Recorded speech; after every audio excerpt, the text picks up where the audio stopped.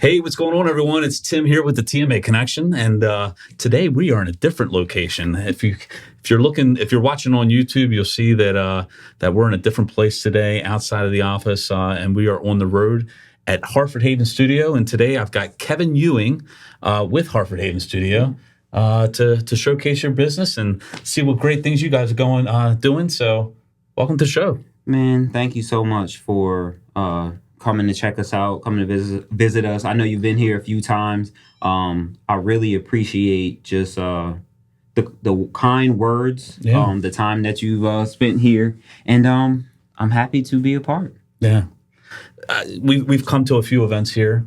Really love what you and your wife Megan are doing, and really felt like that it was needed to showcase what you guys are doing. A lot of great things. So we're going to go into a little bit of that. But before we do that, let's take this back a little bit. Okay. Harford Haven Studio. Where did this all originate from? How did you get to where you are today? In maybe less than 5 hours of conversation. All right. So I'm a photographer. It took me a while to even say like I am a photographer, just having that belief in myself. But back in 2015, I just was feeling like my life was over. Like, man, I'm like in this job.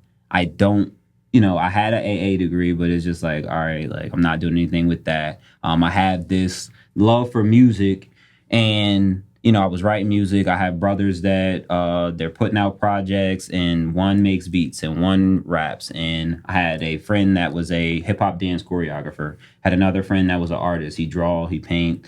Another guy that he rapped, and I was like writing music like for him. And I was like, look, I'll get a camera.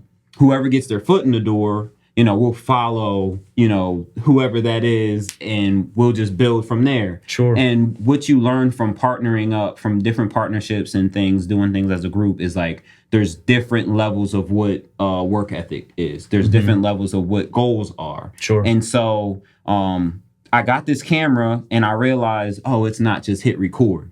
I wanted to document it all, and you want a good lens. You need to know settings and different things like that. And so things started to fall apart on the group aspect, but I had already spent money on equipment. And so it can be an expensive hobby. And where I was going to be mentored, it was a friend from school, and he's like, look, come to a wedding, come to a maternity shoot, come to like whatever I'm doing, and you'll learn it. That's kind of how he learned it.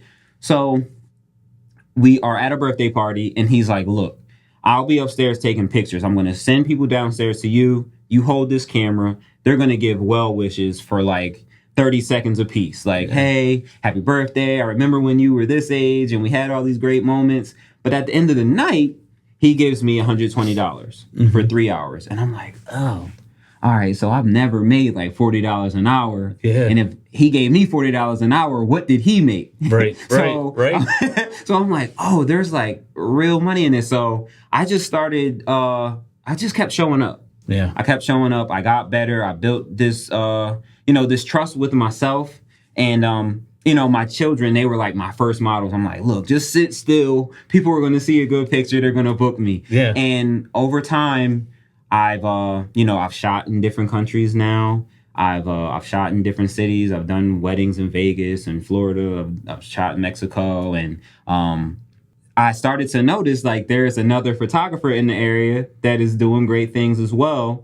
And it's like, all right, we don't necessarily do the same thing, so we don't have to compete. But I want to be, better than everyone else that's around. And we ended up like linking up and just talking about what we could do together. Yeah. And so that's kind of how Harford Haven Studio came to be. So Dr. Austin Hill, he runs wiring photography, and we just wanted to create a space where people could come in and use their passion to, make money, to, live, whatever their dream might be. Because my big thing was I'm working this dead-end job, but I always felt like I was like smarter and more talented than the people that I was like taking orders from. Like, man, they just don't, they're maybe good at that job aspect. Sure. But I had this thing that was, I could just see further than the actual task. Yeah. And that's one thing that I like when people are working with me. Like, hey, I don't want to have to tell you, every single thing. Right. Have something in you that says, all right, I should get up and do this. Sure. And that's always what I felt like I had. So just being in that job atmosphere, I would get a task done, and then I would be like waiting. Like, all right, what's next?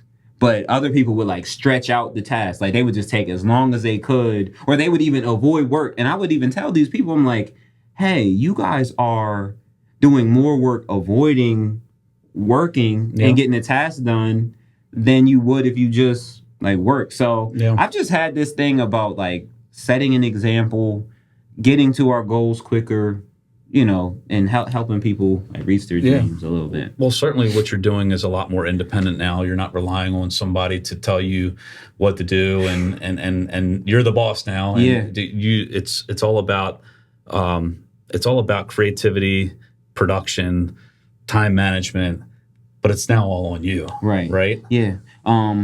Now, I will say my wife is more the boss than I am. If I didn't have her to get up and like tell me, like, all right, these are what we have to knock out like this week, today, this hour, things I don't think they would move as quickly. So it's nice to have someone that has my best interests, and also to have that organization to just say, hey, like we're spreading ourselves too thin. Let's like streamline, like just niche down, like all the way, focus on this, and then we'll move forward. So yeah, it's definitely tough to be your own boss. I used to think like, man, why wouldn't everybody want to take their life into their own hands? Sure. But it's not for everybody. I'm realizing it's like really a crazy person that that wants to step out there on their. You're right though. It does take a little bit of insanity to go out there and really step out on a limb and do something different. That's not the norm. That's not so structured. That's and adding on to that you're also working alongside your wife. Even though you did say she is a little bit more in charge than you are, which I think any guy can say that the woman behind every good man's an even better woman. Right.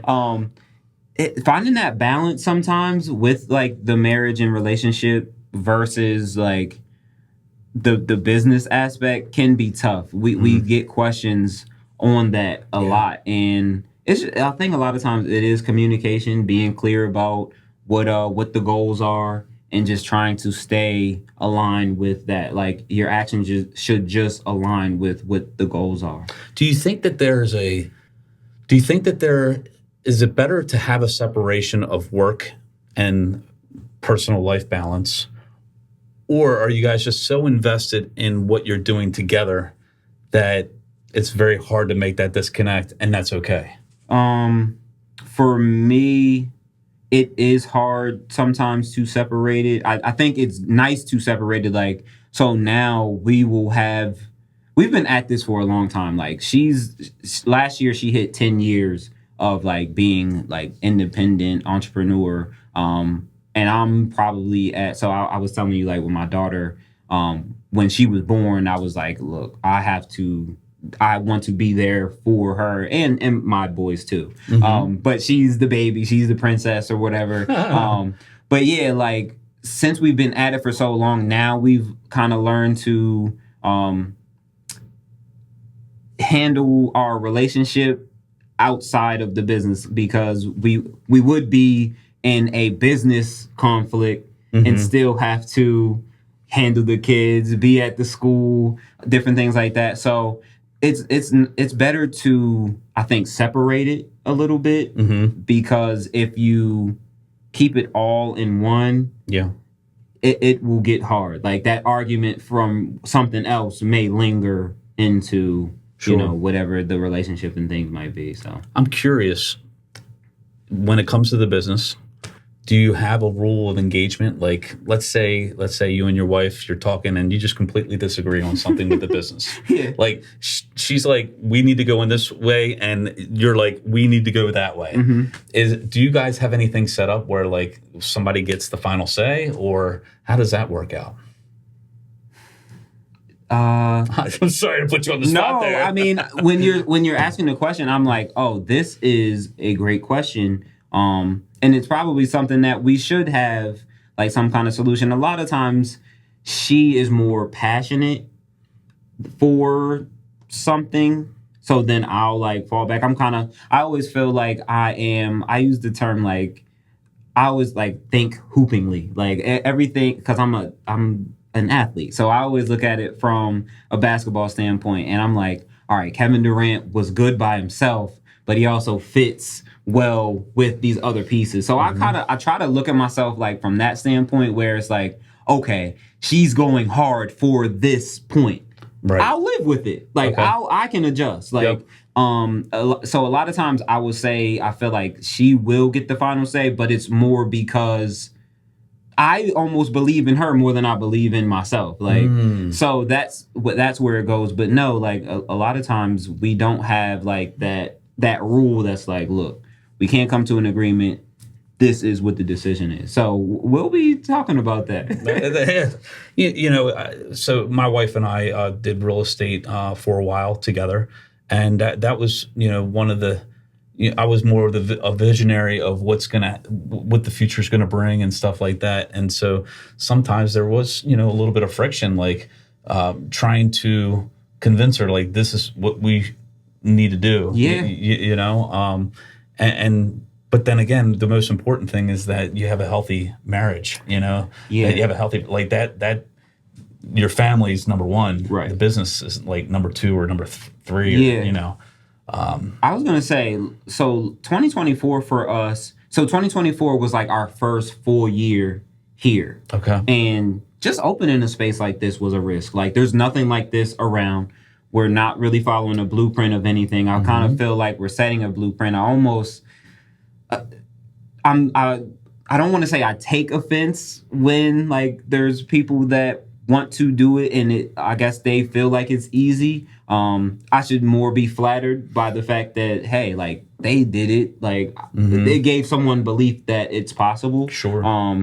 But last year for us, I feel like it was a tougher year just because it was doing a bunch of things that were out of the norm. Like we spent like $20,000 on coaching last year. Like I've been traveling back and forth to Atlanta. She was going to Philadelphia. So there's times when she's just gonna man the kids for that time that I'm gone. Yeah. And then she's like, while I'm in person on the training, she's watching a Zoom call trying to get that same information. So we're like texting back and forth on like, all right, this works, we tried this didn't work. And so I think now taking everything that we learned last year and we're like, all right, that didn't necessarily work. We're here now. And so we're just building off of all the stuff that we went through last year. Yeah. Have you seen growth hiring a coach? I mean, has that been a significant difference maker in your guys' business? So I feel like sometimes just having a coach builds that believability in yourself. It's just like that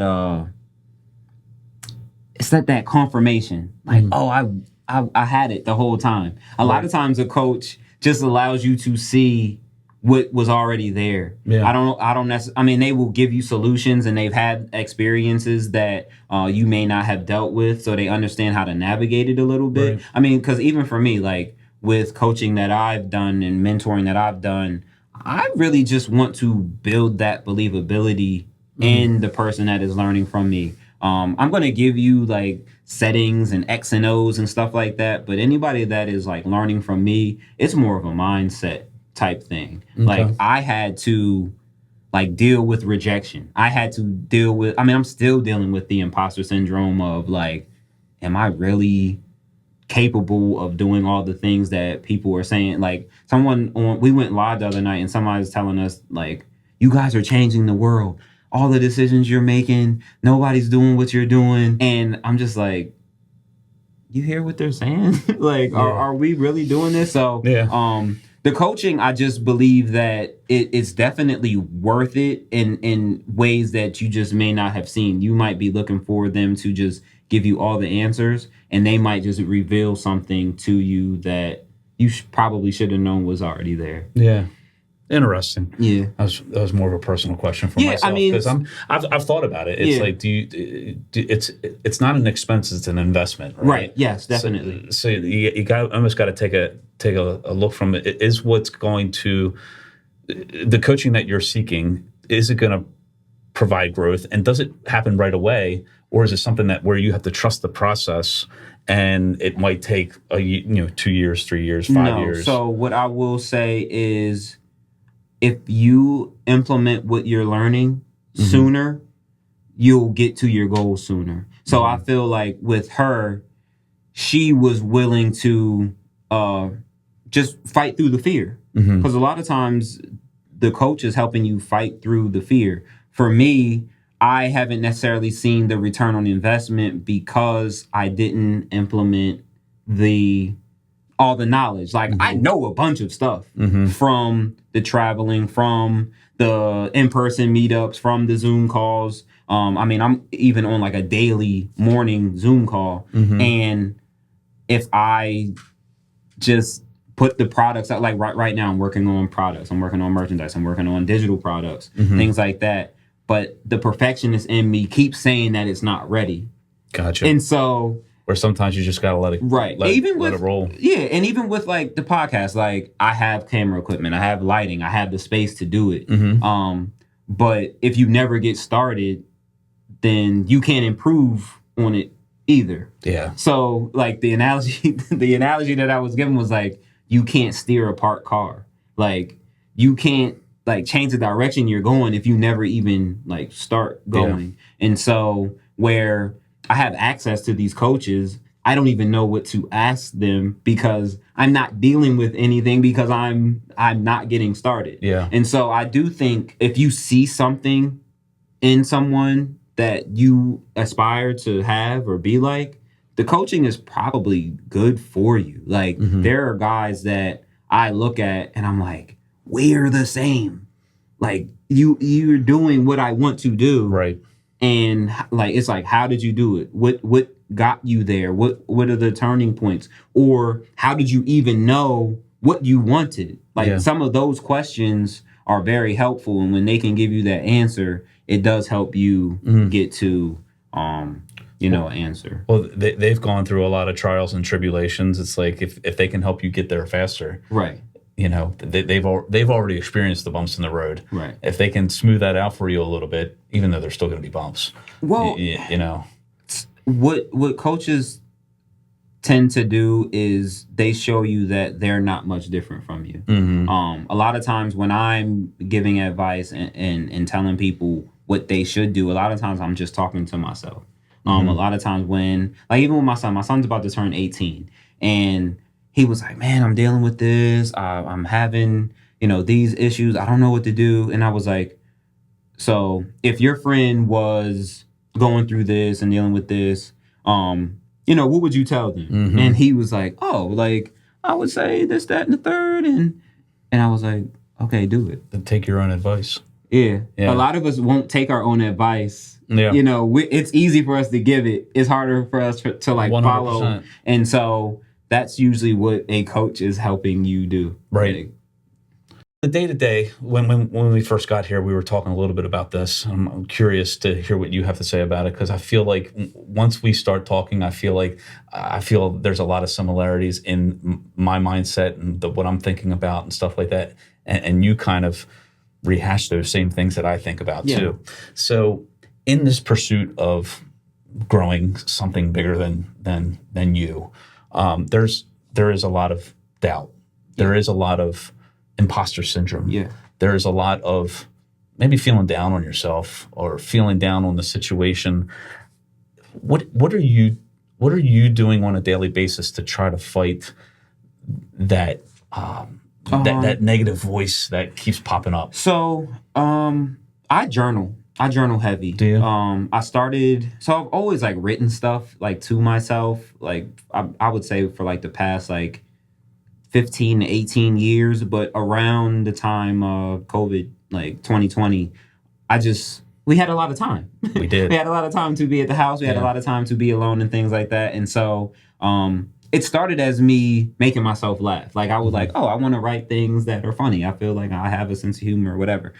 But the more I like stayed in my notes and stayed in my phone, it was like, oh, this isn't funny. This is like more meaningful.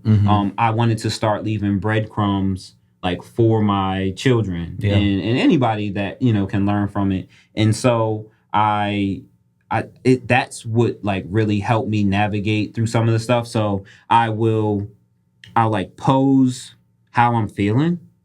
And then there's like another voice that like is giving me the answers. Interesting. It's weird. So like even with prayer, like I'll tell people like, hey, a prayer is like conversation. But a lot of times in conversation, like me and you were sitting and talking and you're listening right now. Right. I'm talking. And then when I'm done talking, you're going to talk and I'll sit and listen. A lot of times when we pray, we're like asking for stuff. We're like saying what we need. You know, sometimes there's gratitude and things like that, but we never like sit and listen when we're done talking. Yeah. And so that's one of the things that helps me deal with the doubt is where, you know, I wish I, you know, could get more peace or more rest or had better work ethic. And then you just sit and it's kind of like, oh, the decisions that I'm making aren't allowing me to get more sleep, not to get more rest. So it's a lot of times it's like, I'll tell people even like look in the mirror for like 3 to 5 minutes, like just stay and look in the mirror. Yeah. And you're like, oh, okay. Like you just start to hear this voice once you detach from your devices, from the TV. A lot of us just don't have our priorities lined up to where you can hear and tell yourself you have it. Like you're good. You got it. Yeah. It's interesting. Reading a book recently and somebody talks about, you know, a gratitude journal. But then also having a pride journal. Yeah. Because gratitude, it's almost like you're thinking about things that are outside of yourself. Yes. And so you're saying, you know, I'm thankful for, you know, my wife, I'm thankful for my family, I'm thankful for, and all these things are external to you. But when you have a pride journal, it's almost like you're thinking about the things that you're proud of yourself that come from within. And I thought that was kind of a different way of looking at things. Right now, I am finalizing the design on a achievement inventory journal.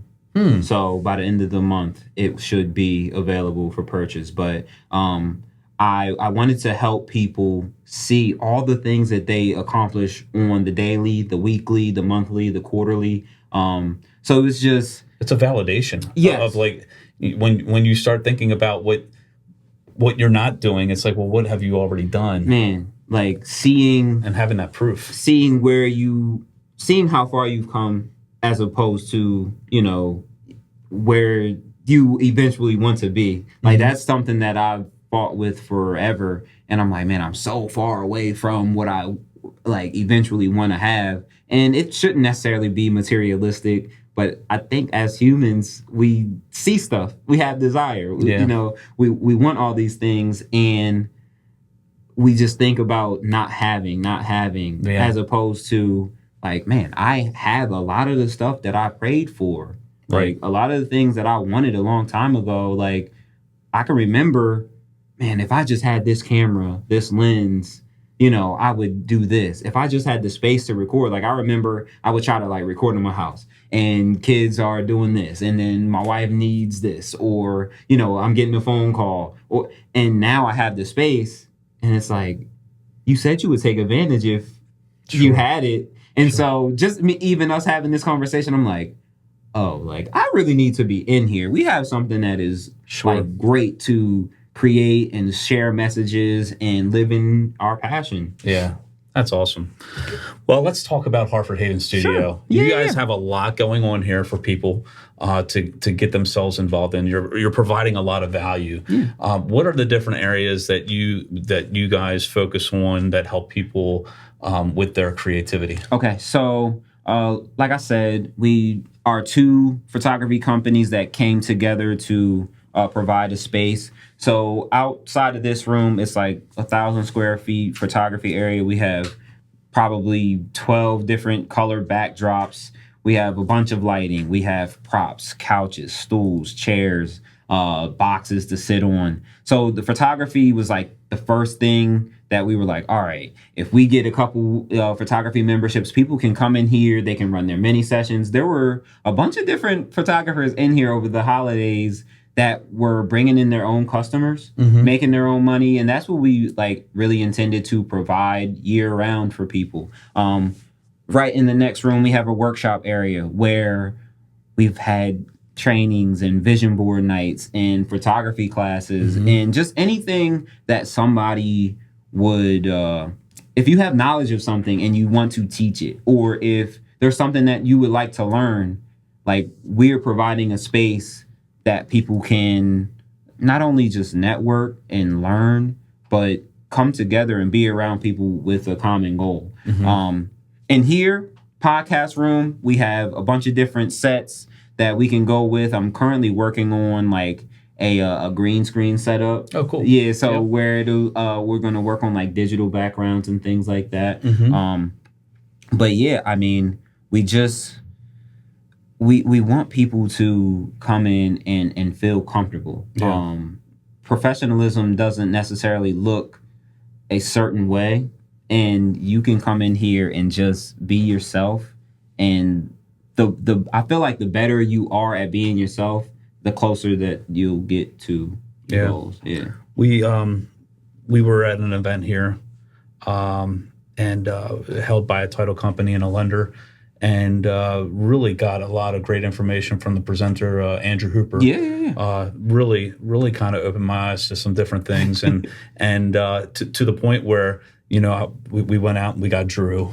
And Drew's been a huge, amazing, just an amazing creative person. But that meeting of different people at that specific event really opened my vision of what we're trying to do. In you know, putting our brand out there, you know, focusing on the community and focusing on just relationships. You know, I think that's where the success comes from. I really wanted to bridge a gap. Like I don't know if me and you would have ever met. I don't think so. I don't know if we would ever be having this conversation like without this space here.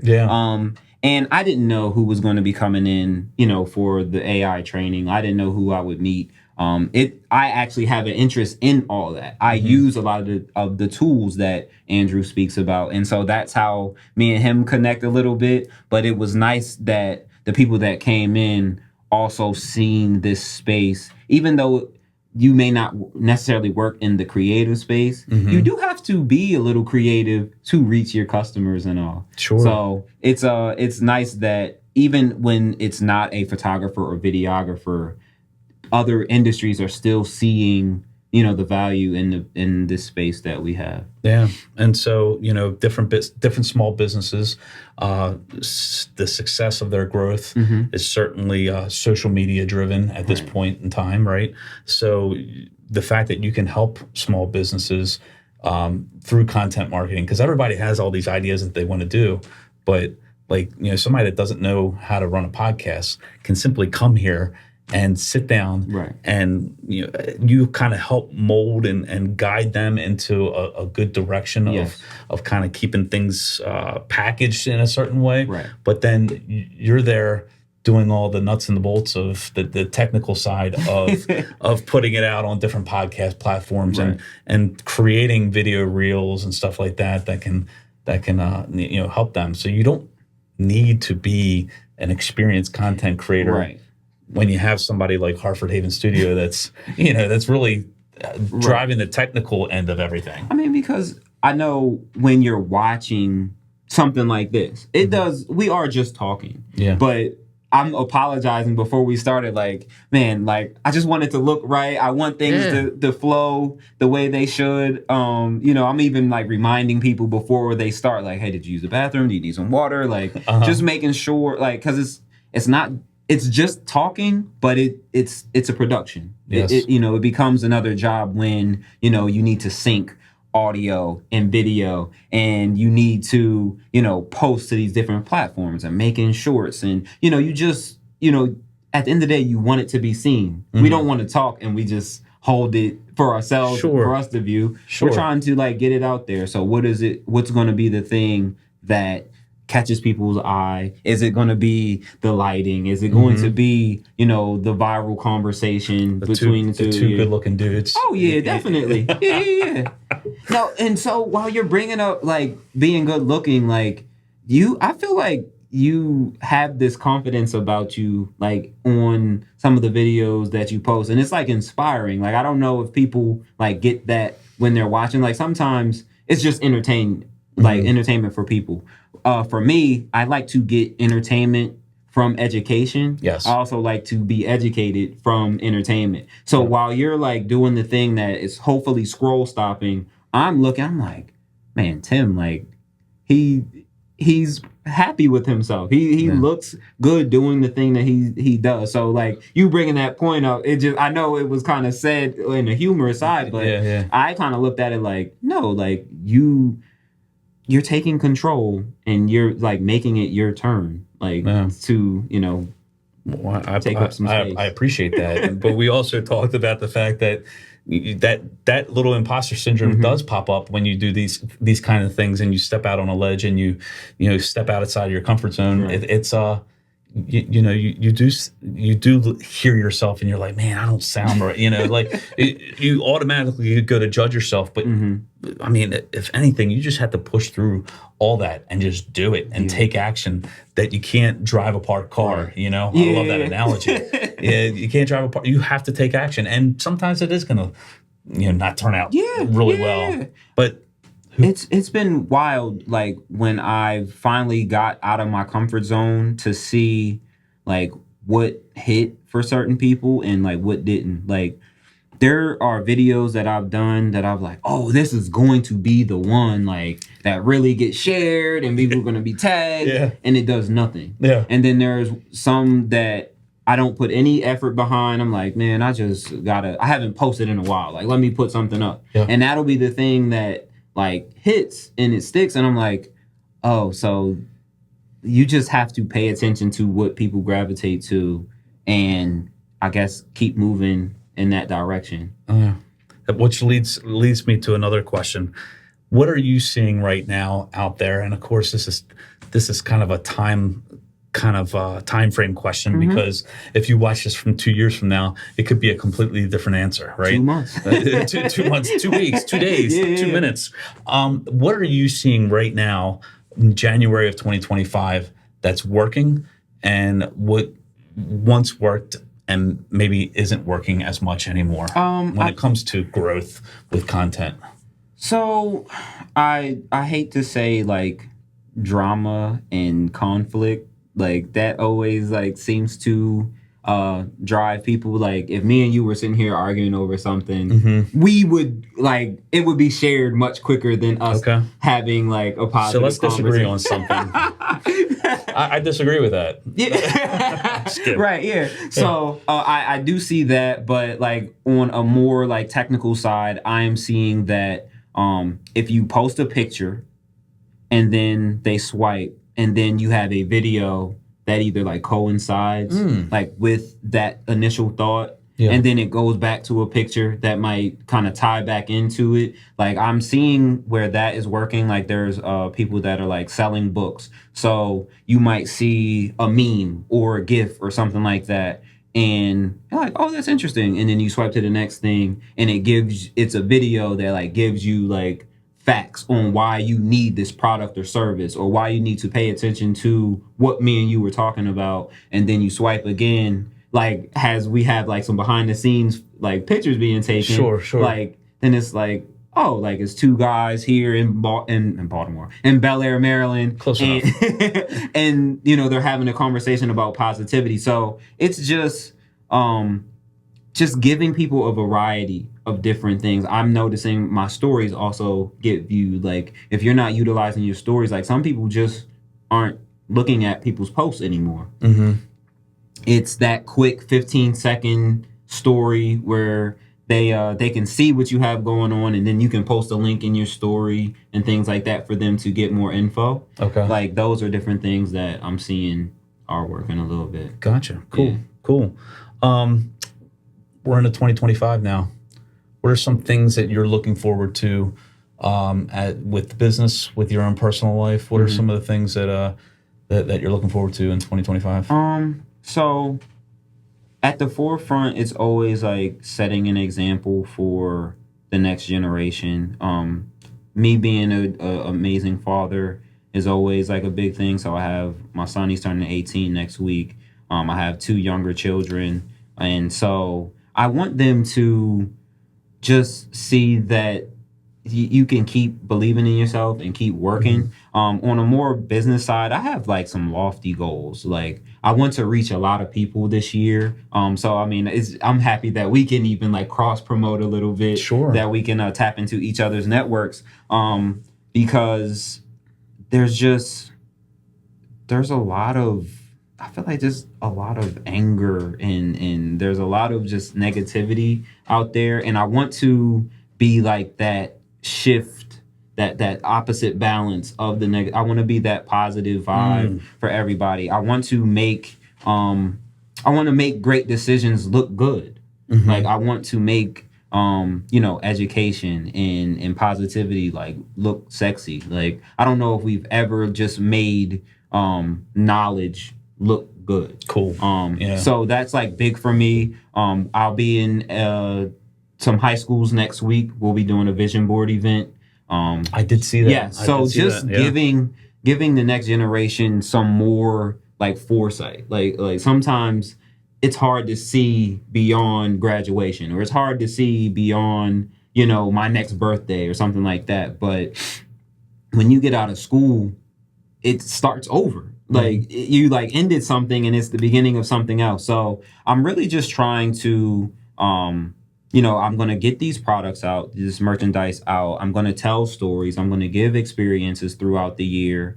And I want people to, to learn from it. I'm going to be having events later. I mean, every month I have an event. It's called the Creative Meetup, where there's multiple industries that come in. I've had chiropractors that I've interviewed. I've had barbers. I've had a grief counselor. I'm having people come in, and just how me and you may have never crossed paths without, like the AI training, without those like free events, those networking events, people coming in, getting headshots, getting pictures taken. It's photographers in here. There's models coming in. All of us crossing paths. Like I just want to be a bridge, from one area to another, and also just being a translator. While I'm teaching photography, you're also getting mindset. Like that's like a big thing with me. Like I didn't just want to talk about aperture and f-stop and shutter speed and different things that you need like with the camera,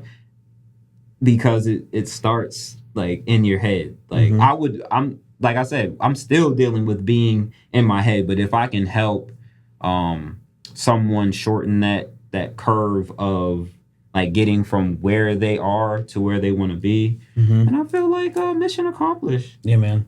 That's awesome. What's a challenge or something that you want to get better at in 2025? Probably urgency, discipline. So before we were recording, I was telling you like focus, clarity, and incremental growth were like my words for 2025. More recently, ownership. Like just we're in charge. Like your company doesn't move without you getting up and moving it. Like a lot of times we're like, man, I hope this happens. I hope things like fall in our lap, and we get lucky from time to time. Sure. There is a referral that pops up, but why would somebody refer someone to you if they didn't see you like already moving? And so like just discipline and consistency, like just continuous movement, because we can let our moods dictate whether we're being stagnant or whether we're having that motion. And so I realized I'll get comfortable and I'll take my foot off the gas. Mm-hmm. We set challenges and things for ourselves, and as I know I'm going to accomplish the goal, I'll be like, oh, okay, I'm good.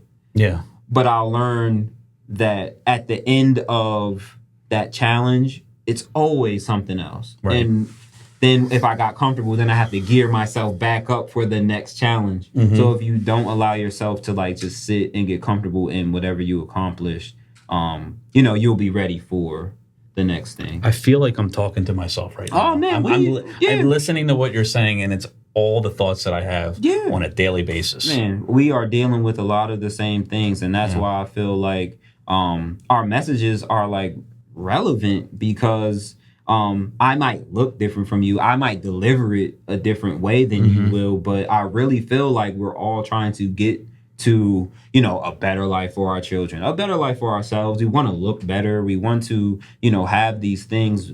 And it's like, all we have to do is have these conversations, and we'll see that there's not a ton of difference between, the two of us, or all of us, for that matter. I could talk to you forever. Sure, let's get it. Who are some of the people that that you follow for motivation, for inspiration?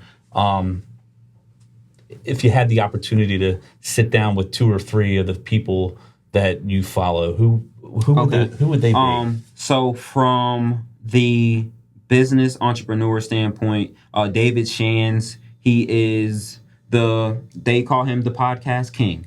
He's based out of Atlanta, Georgia. He's actually the coach that I have my, daily calls with. Okay. We have in-person meetups.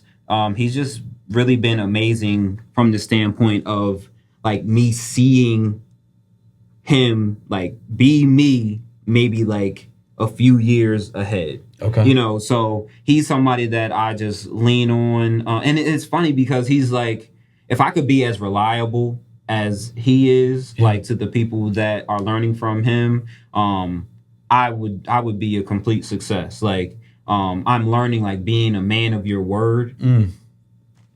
Just if you're a man of your word, if you're a person of your word, you will be successful. Because there's so many different things that we tell ourselves. Yeah.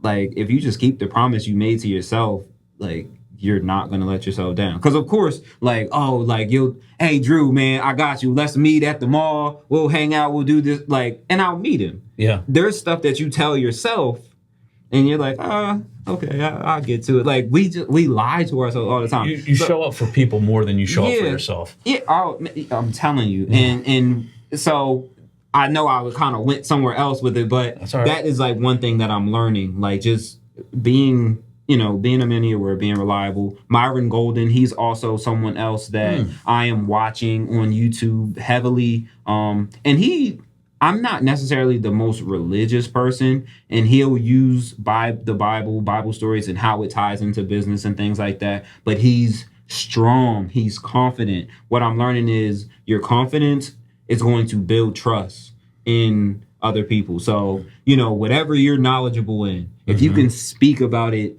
confidently, someone will be like, oh man, like Tim knows what he's doing. Like, I need to get behind him. Yep. So from that aspect, David Shands, Myron Golden, that's who I'm following. The kid Gowie, he is right from Joppatown, Maryland, but he is like a spokesperson for Under Armour. He's been doing social media and content creation for years, and he's had videos on ESPN. He's gone viral multiple times. And so he is somebody that I would love to just sit with. He's a heavy Ravens fan. Okay. And so just seeing that he's a regular person from our area that, didn't really get a handout, just grinded it out. Look ridiculous at the beginning. Like, oh man, like he's doing impersonations and he's painting a mustache on his face. And, just seeing that you can take a risk and you can like live in who you are. Yeah. Like, it's just, it's beautiful to see what it can grow into. Where, Steph Curry is sending him shoes and, he's getting to attend these different, events because of he just was himself. Right. Yeah. So that's awesome. Yep. That's awesome. we would be remiss if we did not mention Megan's new book. Yeah. And I'm hoping that at some point that I'll be able to sit down and talk with her about that. Definitely. After I get a chance to read it. Right. And I'm going to be ordering mine. Yeah. We talked, messaged you yesterday about that. Tell me a little bit about the book and Megan. In 2023, she released a book called Think Big, Act Bold.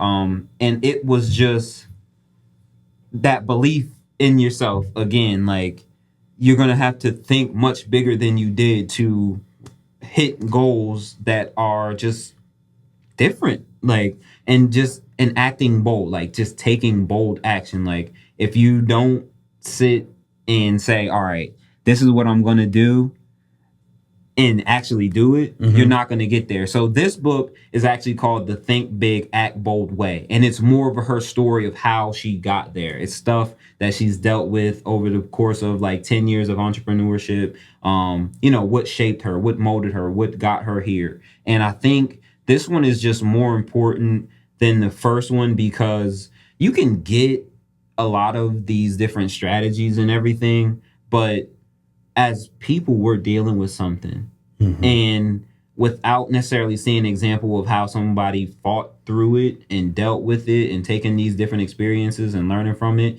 then, it may be tough to implement all the strategies that she talked about in the first book. Yeah. So it came out January 7th. It's on Amazon. We have... I always say we, because we're one. I don't want her to feel like I'm taking credit. Right. But yes, it's there's hardcover books, there's paperback books. We also have it on Kindle as well. Okay. Yeah. Wow. Well, people are gonna have to check that out. Yeah. We covered a lot. If people want to connect with you, whether it's through wanting to get Harford Haven studio and everything that you're doing here with your professional photography and everything, or just to connect with you because you're a pretty awesome guy, and I feel charged right now. Like after this podcast, cool. I feel like I need to go out there and be bold and just an amazing sit down conversation. How can people connect with you? Okay, so Harford Haven Studio is harfordhavenstudio.com. We have podcast memberships. We have, workshops that you can build for yourself. We have the photography space. We have a self-help library. It's a bunch of books there that have just helped us navigate and get to, a space of success. We have also had, I forgot to mention, we also had a not necessarily a self-defense. It was a concealed carry course in there. Yeah, where he had like a huge simulator. It's like, it was almost like Call of Duty, but like you're being graded on it. Okay.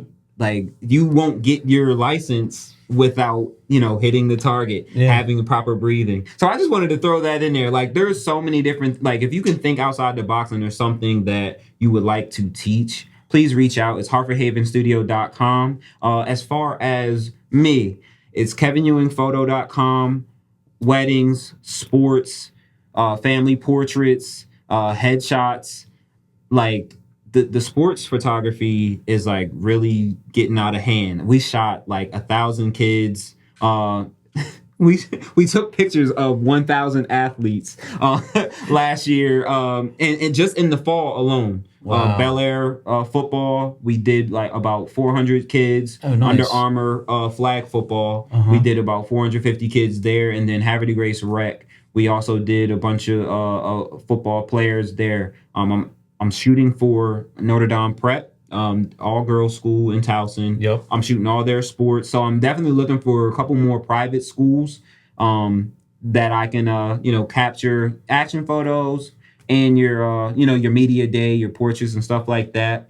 But yeah, Kevin Ewing Photo for anything that you want to connect with me. And I'll be working on like coaching and mindset, very soon too.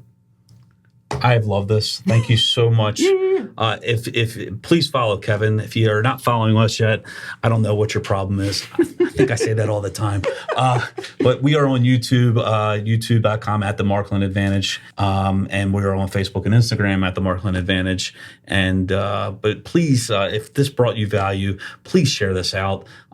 Kevin and Megan are doing great things here at Harford Haven Studio, and I'm just ecstatic to be connected with these guys, and we'll be doing different things with them in the future. So again, please connect with them, connect with us, and until next time, live your life to the fullest. And we'll see you soon. Take care.